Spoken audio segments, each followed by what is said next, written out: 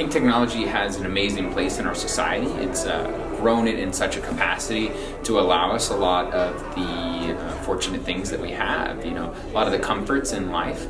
But with everything in life comes a price. And so what we're seeing now is that over time, kids younger and younger are actually starting to develop injuries that we've typically seen in generations much older. And a lot of that comes from overuse injuries, forward head posture, all the things that technology does. We're seeing a lot of kids with reversed cervical curves because they're looking down at their phones all day.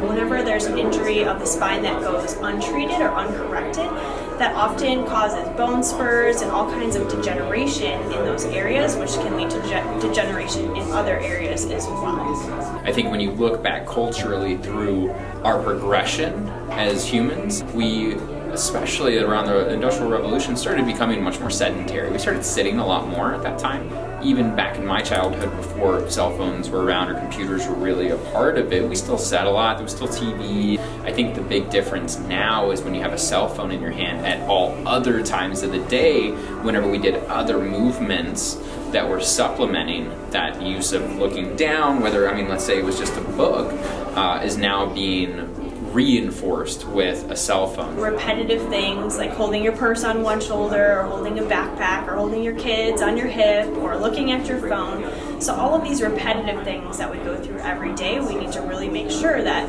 we're either doing them evenly on both sides or that we're making sure that we correct our posture with those activities. There's really no time where the body's being stressed in a direction opposite of looking down, and that's why we're starting to see so much detriments of the technology. There's no time for kids to go play or explore their environments and do any kind of motions that are a little bit more normal for human anatomy. I think people understand inherently from just observational being in practice, when people come in, they know that looking down at a cell phone is bad for them. But again, it's not just the looking down at the cell phone, it's everything else we do in life, and then adding that extra stressor in that is really kind of pushing us over the edge of forward head posture and repetitive stress injuries. Awareness is one thing, but taking action to change it is really the only thing that makes significant changes in anyone's life.